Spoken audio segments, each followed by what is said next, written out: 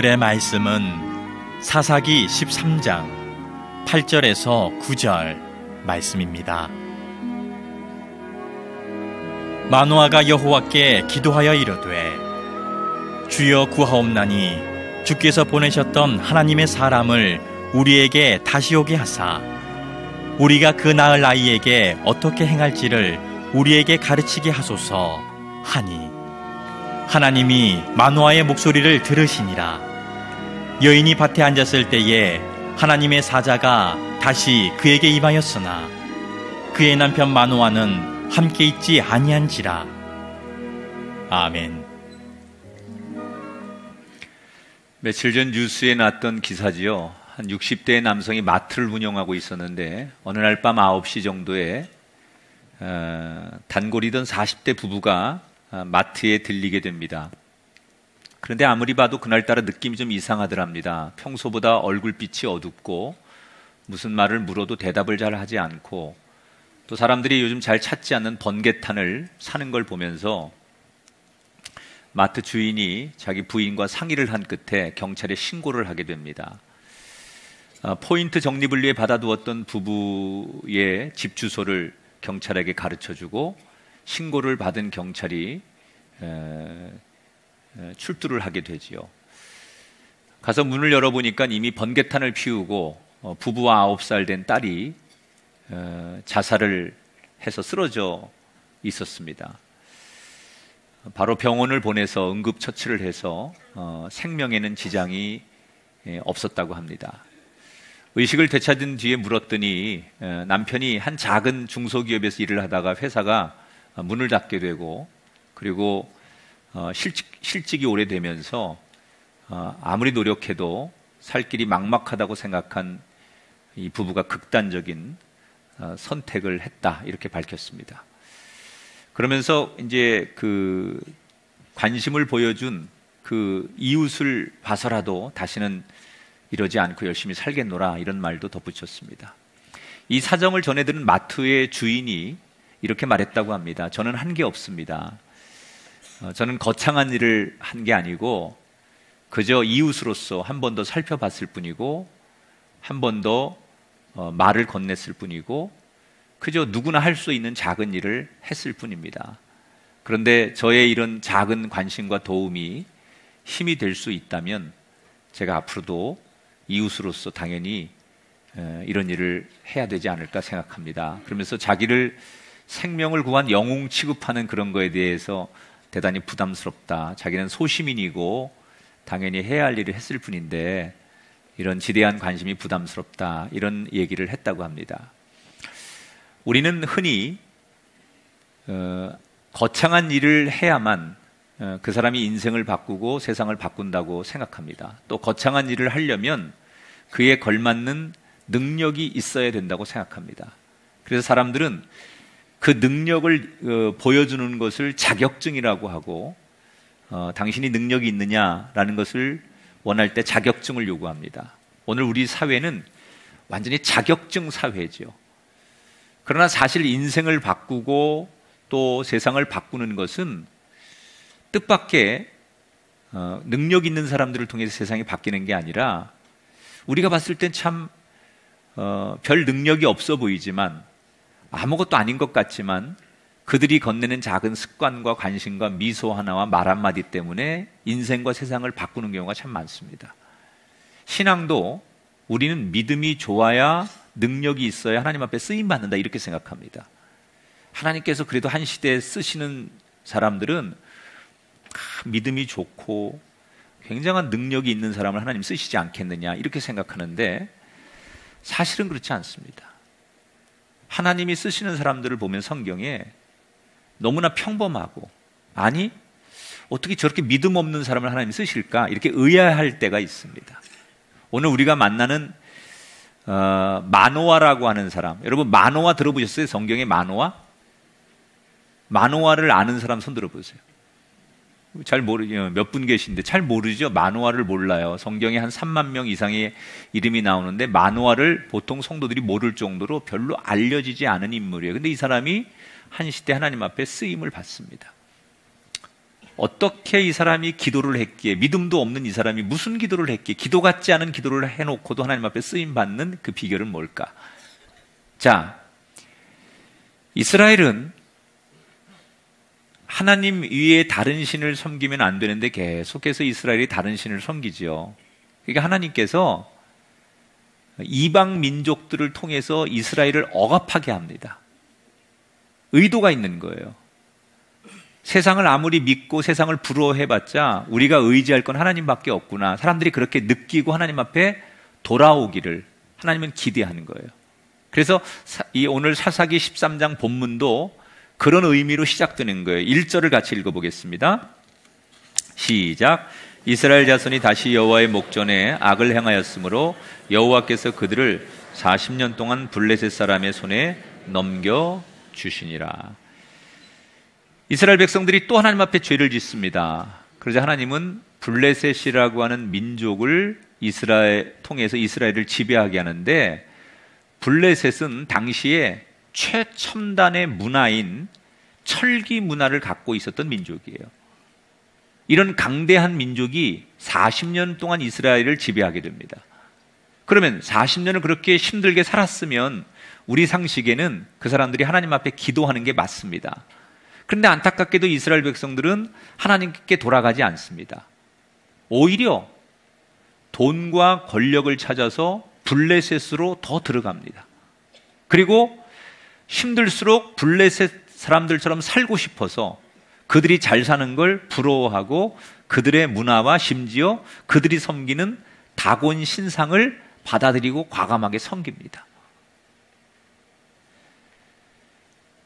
하나님이 그 모습을 지켜보면서 내가 이러려고 부른 게 아닌데, 내가 블레셋을 통해서 이스라엘 백성들에게 고통을 주는 것은 깨닫고 돌아오는 걸 원해서 이렇게 한 건데, 고통이 생기니까 어려우니까 더 세상적으로 들어가는 이스라엘 민족을 보면서 하나님이 고민에 빠지기 시작하죠.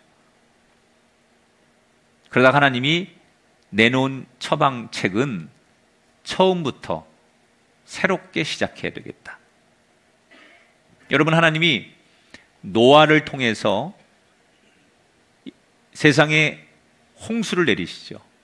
그래서 완전히 새로운 세상을 다시 만드는 거예요. 그런 것처럼 하나님이 이 어려운, 스스로 영적으로 일어나지 못하는 이스라엘 백성들을 보면서 이대로는 안 되겠다, 특단의 조치를 취하자 해서 한 사람을 새롭게 보내서 이 사람을 통해서 이스라엘을 새롭게 다시 일으켜야 되겠다, 처음부터 다시 이스라엘을 세팅해야 되겠다, 이래서 한 인물을 하나님께서 이스라엘에게 태어나게 하시죠. 그게 삼손이에요. 그런데 이 삼손이 누군가 어느 가정을 통해서 태어나야 되는데 어느 가정 누구를 통해서 태어나면 좋을까? 그렇게 하나님께서 고민을 하시다가 선택한 사람이 소라라고 하는 도시에 살고 있는 나중에 훗날 삼손의 아버지죠. 마노아라고 하는 집을 주목하시게 돼요. 이 마노아는 어떤 사람이냐면 나이가 먹도록 자식이 없었어요. 그런데 자식이 없는데도 하나님 앞에 기도하거나 자식을 달라고 구하지도 않아요. 왜 그랬을까? 이유는 간단해요. 믿음이 없는 사람이에요. 지금으로 말하면 교회는 다니지만 나이롱 신자예요. 교회는 오는데 믿음이 없어요. 그래서 뭐 이렇게 절박하게 자신의 문제를 놓고 하나님 앞에 기도하고 하나님 말씀과 율법대로 살아야겠다, 이렇게 생각하지 않는 사람이 마노아예요. 그러니까 무늬만 교인인 거죠. 그런데 그렇게 무늬만 교인이고 믿음도 없는 마노아가 뭐가 그렇게 하나님 귀하게 보이셨길래 그의 가정을 통해서 삼손을 태어나게 하시려고 하는 걸까? 제가 그 이유가 뭘까? 그리고 성경을 한참 보다가 이유가 있다면 이런 거 아닐까? 믿음은 없지만 이 마노아는 남들처럼 살려고 하지 않았어요. 이게 무슨 얘기냐면 그 마노아 시대에 성경에 입산, 압돈 이런 사람이 나오거든요. 이스라엘의 지도자들이에요. 영적인 지도자들인데 이 사람들은 보통 자녀를 30명, 40명씩 둬요. 어떻게 자녀를 30명, 40명 두느냐? 자기 부인이 있고 또 다른 부인을 얻는 거예요. 그래서 여러 명의 부인을 통해서 자녀를 낳는 거예요. 마노아도 그렇게 할 수 있어요. 자기 본부인이 자식이 없으면 두 번째 부인, 세 번째 부인을 얻어서 다른 부인을 통해서 자기 아이를 얼마든지 낳을 수 있어요. 그게 그 당시의 풍습이에요. 그런데 마노아는 남들이 다 그렇게 살지만 남들처럼 살지 않고 내가 자식이 없으면 그건 내 문제지, 내 아내를 버리고 다른 여자를 통해서 자식을 얻는 건 안 한다. 그렇게 그 당시에 대세를 따라가지 않고 자기 기준을 가지고 살았다는 거예요. 오늘 현대인들은요, 행복의 기준이 남들처럼 하면 행복하다고 생각해요. 남들이 여행 가면 나도 여행 가야 되고, 남들이 저런 것을 소유하면 나도 소유해야만 행복하다고 생각해요. 소위 내 기준이 없는 거예요. 남들이 하는 걸 따라하는 것, 적어도 남들이 하는 걸 같이 하는 것이 잘 사는 거라고 생각해요. 근데 이 마노아는 그걸 안 한 사람이에요. 남들이 다 한다고 하는 게 아니에요. 여러분, 어떤 게 행복한 인생이냐? 하나님은요, 남들 하는 거 그냥 맹목적으로 따라가는 사람이 아니라 조용히 우리의 중심을 보시는 분이에요. 그래서 흔들리지 않고 조용히 자기 자리에서 어떤 상황에도 하나님을 의지하고 때를 기다리는 사람을 하나님은 선택하시지, 그렇게 세상 사람들이 간다고 우르르 쫓아가는, 내 의지 없이 쫓아가는 그런 사람을 하나님이 주목하지 않는다는 거예요. 아마도 마노아를 하나님이 보셨을 때 믿음은 없지만 세상에 그렇게 금방 이리저리 휘둘리지 않는 그의 소신, 가치, 이런 것들을 하나님께서 그래도 귀하게 보셨을 것 같아요. 그래서 어느 날 하나님이 하나님의 사자를 보냅니다. 하나님의 사자라는 것은 결국은 지금 말하면 뭐 주의 종들이나 이런 분들이겠죠. 한 사람을 보냈는데 그게 하나님이 보낸 사자예요. 가가지고 뭐라고 얘기를 하느냐? 마노아의 집에 가니까 마노아는 없고 부인만 있는 거예요. 그래서 그 부인에게 내 하나님이 보내서 왔는데 하나님이 당신의 가정에 아들을 주실 것이다. 근데 이 아이는 그냥 아이가 아니라 이스라엘을 구원할 아이니 이 아이를 나실인처럼 키워라. 구별되게 키워라. 포도주 같은 거 먹이지 말고 머리도 함부로 자르지 말고, 그리고 정말 세상 아이들하고 다르게 영적으로 키워라. 이렇게 하나님의 뜻을 전합니다. 그러니까 부인이, 낯선 사람이 와가지고 자기한테 그런 얘기를 하는데 이 사람이 범상치 않은 거예요. 뭔가 신비롭고 거짓말할 사람 같지는 않은데 굉장히 뭔가 범접하지 못할 카리스마가 느껴지고 신비로움이 느껴지는 사람이 그렇게 하나님이 전하라고 해서 난 전하는 거다라고 딱 전하고 갔어요. 이때 이 부인이 그 얘기를 듣자마자 자기 남편을 찾아가는 거예요. 그리고 남편 마노아에게 자기가 조금 전에 들은 이야기, 경험한 얘기를 그대로 해줘요. 우리 집에 아들이 생길 거라고 하나님이 그렇게 말씀하셨다는 거예요. 이때 마노아가 어떻게 행동했을까?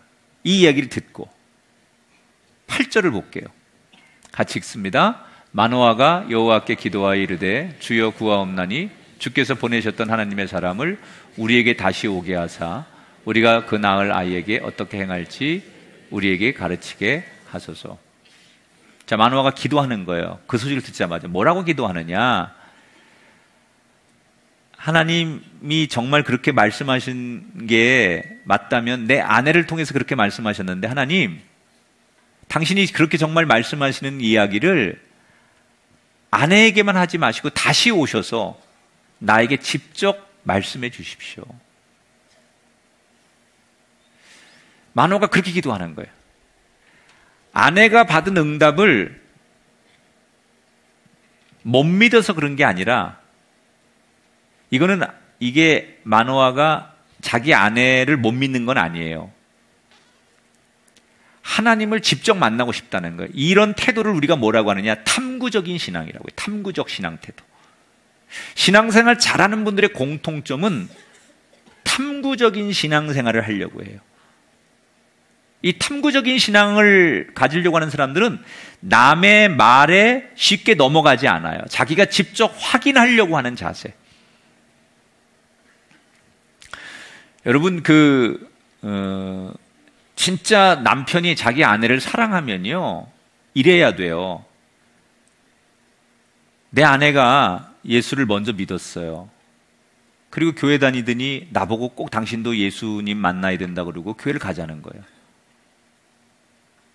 근데 아내를 정말 사랑하면 나는 그 하나님을 못 믿지만, 아직 믿어지진 않지만, 아내가 말한, 도대체 내 아내가, 내가 사랑하는 아내가 교회를 나가더니 하나님이 살아계시다고 하고 예수님이 우리의 구세주가 되신다고 말하는데 그게 뭘까? 아내를 정말 사랑하면 내가 믿어지지 않아도 그 아내가 말하는 하나님을 알고 싶어서 탐구하는 자세. 그래? 난 믿어지지 않는데 당신이 말하는 그 하나님, 나도 한번 직접 내가 확인해 봐야 되겠다. 그래서 적어도 믿음 없는 상태지만 그 아내를 사랑하기 때문에 교회에 와서 그 하나님을 내가 직접 만나기를 원하는 자세. 이게 건강한 자세라는 거예요. 쓸데없는 소리 하지 마. 너나 잘 믿으면 되지 왜 나까지 끌고 가. 뭐 이렇게 말하는 사람은 굉장히 사실 무례한 거죠. 무례. 마노아는요, 주님의 뜻을 내가 직접 알고 싶다, 이렇게 기도하는 거예요. 자, 그렇게 기도하니까 하나님께서 어떻게 응답하시느냐? 9절에 보니까 하나님이 마노아의 목소리를 들으셨다 그랬어요. 그래서 정말 마노아의 기도처럼 다시 하나님이 보낸 사자가 마노아의 집에 다시 방문을 합니다. 그리고는 똑같은 얘기를 하죠. 아내에게 했던 대로 하나님이 너희에게 아들을 줄 것인데 그 아이는 이스라엘을 구원할 아이니 세상과 구별되게 잘 키워야 된다. 저는 지금 요 대목이 하나님이 마노아를 정말 귀하게 볼 수밖에 없는 기도의 한 대목이라고 생각해요. 마노아는 남의 소리를 통해서 만나는 하나님이 아니라 내가 직접 듣기를 원하는 하나님, 내가 직접 만나는 하나님을 원했다는 거예요. 많은 성도들이, 한국교회 교인들은 하나님의 뜻을 알고 싶어서 주로 사용하는 수단과 방법이 뭐냐면 신령한 목사님을 찾아다녀요. 그래서 그분의 목소리와 그분의 기도를 통해서 하나님의 뜻을 자꾸 들으려고 해요.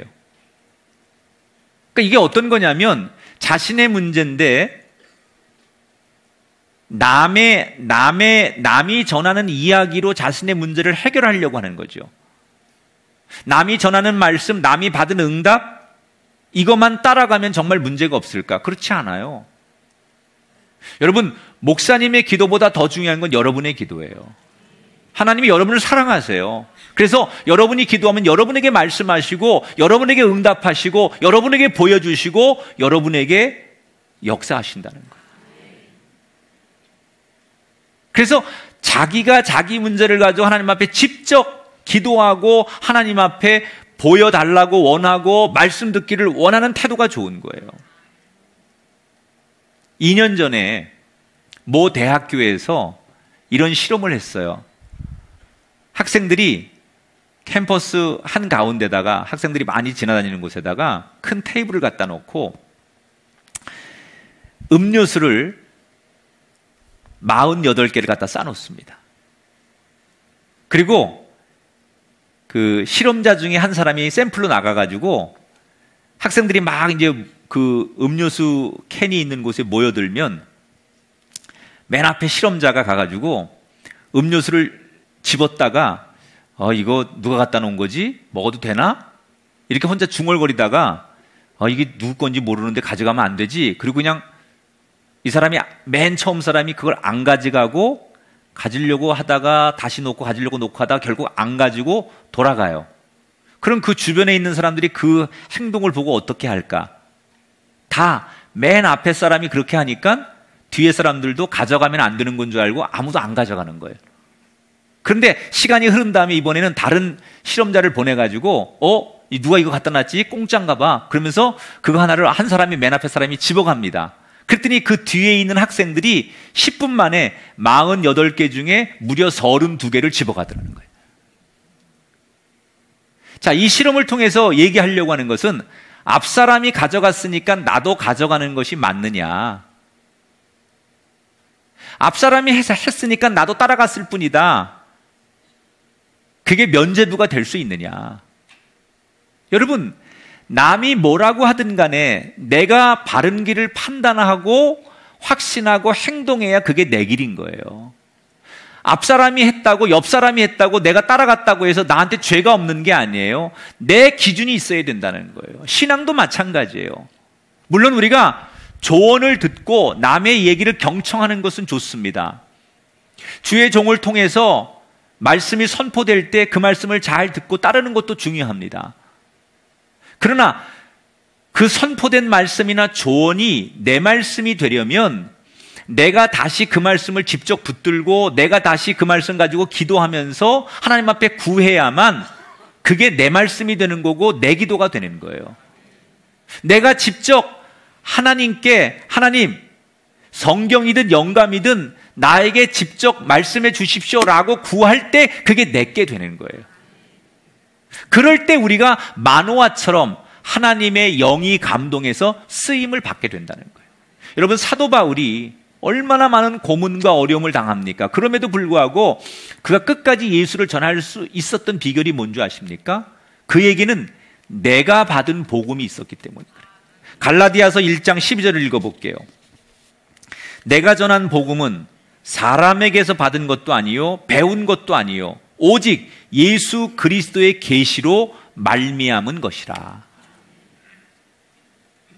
사랑하는 여러분, 저는 여러분이 세상 이 한가운데서 뛰어나거나 능력이 있거나 탁월하지 않을지라도 정말 우리가 믿음이 너무 없는 사람일 수 있습니다.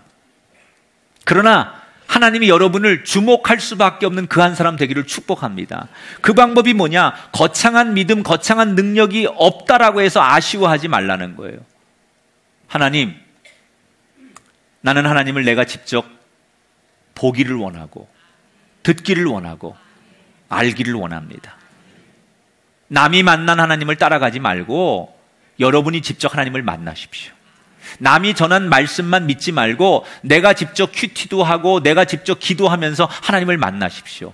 그럴 때 주님의 뜻이 선명해지게 될 줄 믿습니다. 마노아는 그걸 잘한 거예요. 뭐 기도를 거창하게 잘하고 그러지 않고 내가 직접 기도하고 직접 보고 직접 만나길 원합니다. 그렇게 기도한 거예요. 자, 그 기도를 들으셔서 하나님이 마노아에게 하나님의 사자를 보냈어요. 그러니까 하나님의 사자가 와서 말을 하는데 이 마노아가 믿음이 없으니까 자꾸 의심이 생기는 거예요. 하나님의 사자를 보냈어요. 어떤 사람이 와서 전했겠죠. 근데 그 사람을 보면서 의심이 생기는 거야. 첫째, 하나님이 왜 나같이 믿음도 없고 별로 가정 형편이나 뭐 이런 자랑할 만한 것이 없는 우리 가정에 이스라엘을 구원할 그런 지도자를 왜 우리를 통해서 주시려고 할까? 그런 의구심이 생기는 거예요. 자꾸 의심이 의심을 낳다 보니까 무슨 의심까지 가느냐? 이 사람이 하나님이 보낸 사람 맞나? 이게 진짜 하나님의 뜻일까? 하나님의 사자가 와서 하나님의 음성을 전하는데도 이 사람이 정말 하나님의 사람이 맞을까? 그래서 확인하고 싶어서 이 사람이 잠깐 계십시오. 예물을 갖다 놓을 테니까, 하나님을 위해서 예물을 갖다 놓을 테니까 이 예물을 받으십시오. 그건 진짜로 하나님을 높이기 위해 예물을 갖다 놓는 게 아니라 하나님을 시험해 보고 싶은 거예요. 그 뒤에 17절에 가면 이런 말이 있습니다. 여호와의 사자에게 말하되 당신의 이름이 무엇이니까? 당신의 말씀이 이루어질 때 우리가 당신을 존귀 여기리다. 당신의 이름이 뭡니까? 라고 묻는 건 당신의 정체가 뭡니까? 그게 묻는 거예요. 그러니까 믿음이 없으니까 말씀이 말씀으로 안 들리고 진실을 이야기하고 하나님의 말씀을 그대로 전해도 이 사람은 계속 의심하는 거예요. 당신이 하나님의 보낸 사람이 맞느냐? 이게 하나님의 뜻이 맞느냐? 심지어 당신이 하나님이 보낸 사람이라는 걸 어떻게 알 수 있느냐? 당신 이름이 뭐냐? 어디 사냐? 뭐 꼬치꼬치 깨묻는 거예요. 자, 이 대목을 우리는 인간적인 측면에서 보면 대단히 불편하게 느낄 수 있지만 저는 이 대목이 하나님이 마노아를 더 귀하게 보시는 장면이라는 생각을 해봐요. 어떤 게 하나님 보실 때 마노아에게 정말 이 귀한 믿음처럼 보였을까? 믿는 척하지 않았다는 거예요. 여러분, 마노아는 신앙 있는 척, 믿는 척하지 않아요. 자기의 의심을, 자기의 믿음 없음을 솔직하게 드러내요. 자, 하나님께서 그 마노아의 의심 있는 모습 그대로를 어떻게 여기시느냐? 19절 20절에 보니까 마노아가 염소 새끼와 소재물을 가져다가 여호와께 드리매 불꽃이 제단에서부터 하늘로 올라가는 동시에 여호와의 사자가 제단 불꽃에 휩싸여 올라간지라. 여러분, 마노아가 의심해서 시험하려고 갖다 놓은 재물을 하나님께서 불을 내리셔서 받으셨다는 거예요. 성경에 보면 불이 임했다는 건 하나님이 임재하는 거고 하나님이 받으시는 거예요. 여러분 인생에 불이 임하기를 축복합니다. 금년 한 해 여러분의 일터와 여러분의 가정과 여러분의 생업에 불이 임하기를 바랍니다. 그래서 하나님이 받으시고 함께 하시고 들어쓰시는 일터와 건강과 자녀와 여러분의 생이 되기를 주님의 이름으로 축원합니다. 감히 하나님을 의심하고 하나님의 뜻을 그대로 있는 그대로 순수하게 받아들이지 않는 이 마노아를 하나님께서 혼낸 것이 아니라 하나님께서 오히려 그를 칭찬하고 그가 내놓은 걸 다 받아주셨다는 거예요.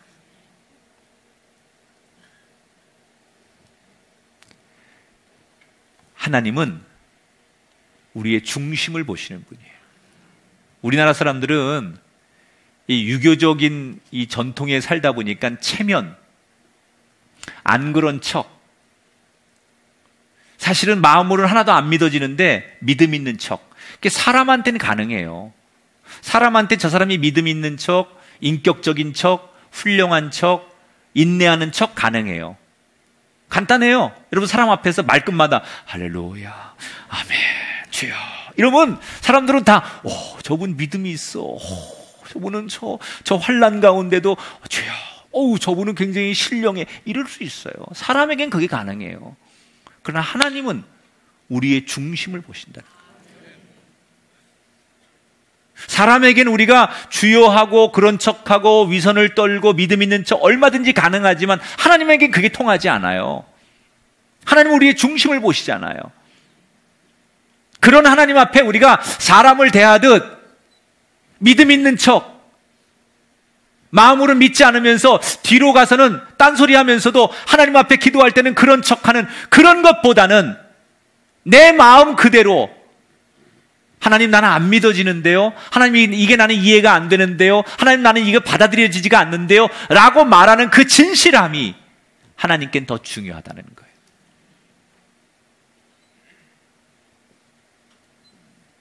마노아는 의심이 되면 의심이 되는 대로,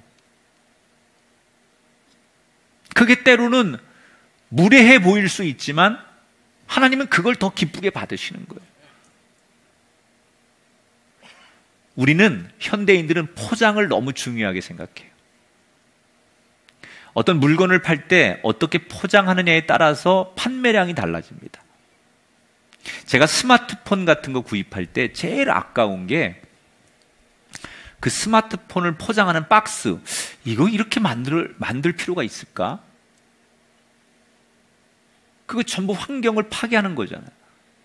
전 지금 제 목표가 우리 교회 주보를 없애는 거예요. 우리 교회가 주보를 만들지 않는 교회, 사실 미국 교회는 주보 안 만듭니다. 지금 다 이제는 예배 순서 이런 게 다 여기 앞에 소개되고 다 공유하는데 굳이 주보를 만들어서 이거 환경을 파괴하고 여기다가 이거 가지고 우리가 그렇게 할 필요가 있을까? 근데 아직은 이 주보를 굉장히 이 부족처럼 생각하는 분들이 좀 몇몇 있기 때문에 문화적 충격 때문에 내가 주보를 좀 만들어주곤 있는데, 주보 없어도 될 수 있어야 돼요. 주보 없어도. 너무 한국 사람들은 이 포장을 중요하게 생각해. 2017년도 기준으로 제가 알기로 그 세계 지금 그 포장 시장 규모가 1천조 원을 넘었대요. 1천조 원을. 사람이 사람을 만나는데 마음이 중요한 건데 우린 포장하려고 해요, 자꾸. 우리 속담 중에 가는 말이 고와야 오는 말이 곱다, 이 말을 요즘 젊은이들이 어떻게 하는 줄 아십니까? 같은 뜻을 전해도 잘 포장해야 된다. 여러분, 정말 우리의 중심을 보시는 하나님 앞에 포장이 그렇게 중요합니까? 누가복음 15장에 나오는 두 아들을 보세요. 겉으로는 두 아들이 다 아버지께 따르는 듯하지만 결국 아버지의 말을 전혀 듣지 않는 첫째 아들, 반면에 싫으면 싫은 대로 아버지에게 저항도 하고 못된 짓도 하고 또 좋으면 좋은 대로 솔직하게 나오는 둘째 아들. 결국 여러분, 누가 승자가 됩니까? 겉으로는 효자인 척하고 겉으로는 장남인 척하고 자기가 인격적인 척하고 동생보다 나은 척했지만 나중에 보니까 동생보다 훨씬 더 솔직하지 못하고 진실하지 못한 형보다는 있는 모습 그대로를 표현했던 탕자인 둘째가 아버지의 사랑을 받는 거예요. 나는 올 한 해 우리 꿈의 교회 성도들, 하나님 앞에 우리가 사랑받는 조건이 포장하는 게 아니라 솔직하고 진실한 거라고 생각해. 거창한 믿음이 있는 척, 괜찮은 척, 이렇게 하나님 앞에 포장하지 말고 마노아처럼 잘나면 잘난 대로, 못나면 못난 대로 진실하게 기도하는 거예요. 하나님, 나 이거 잘 이해가 안 돼요. 하나님, 나 이거 받아들일 수가 없어요. 하나님, 나 이게 너무 화가 나요. 그렇게 하나님 앞에 골방에서 하나님과 독대할 때 진실하고 솔직한 기도가 좋은 거예요. 포장하는 건 다 사람들에게 보이는 거예요. 내가 이렇게 기도하면 사람들이 어떻게 얘기할까? 어떻게 보일까? 물론 여러분, 제가 말하는 건 사람에게 그러시면 안 돼요. 사람에게는 우리가 예의가 필요하고 사람에게는 격식이 필요하고 형식이 필요해요. 사람을 대할 때는 목사님이 포장하지 말랬다고 나는 있는 그대로 얘기해. 그러고서 막 밑도 끝도 없이 상처되는 얘기하고 욕하고 난 대신 뒤끝은 없어. 뒤끝은 없지만 앞이 너무 세서 죽어, 사람이. 사람에게는 예의가 필요해요. 사람에게는 그런 게 필요해요. 사람 사는 데는. 그러나 하나님에게 기도할 때는 그런 포장이 중요하지 않다는 거예요. 마노아의 장점은 그거예요. 두 가지. 마노아는 탐구적인, 내가 직접 하나님의 음성을 듣기 원합니다. 내가 직접 하나님 만나기를 원합니다. 이런 탐구적인 자세. 두 번째, 솔직한 거예요. 포장하지 않는. 여러분, 기도하라고 그러면 전 기도 못해요. 마치 기도가 무슨 집사나 되고 교회 오래 다니는 사람들이 자격증 얻어야 기도할 수 있다고 생각하는 분이 있어요. 기도에는 자격증이 없어요. 누구든지 하나님 아버지를 부르면, 그 아버지를 묵상하고 그 아버지를 생각하면 그때부터 기도는 시작된다. 다만 그 기도를 너무 잘하려고 너무 형식을 갖다 집어넣고 위선과 가식과 거기에 절차를 밟다 보니 하나님 앞에 가기도 전에 그 기도가 땅에서 없어지는 기도보다는 내 모습 그대로 솔직하게 하나님 앞에 드리는 마노아 같은 기도가 우리에게도 필요하다는 생각이 들어요. 올 한 해 우리 사랑하는 꿈의 교회 모든 성도 여러분, 잘하는 건 좋지만 너무 잘하려고 하다가 본질을 놓치지 않는, 그저 솔직하고 하나님 앞에 직접 내가 나서서 남이 전하는 하나님을 만나는 것이 아니라 내가 만나는 하나님, 내가 들었던 하나님의 음성, 그것을 고백할 수 있는 한 해와 우리의 인생들이 될 수 있기를 주님의 이름으로 축원합니다.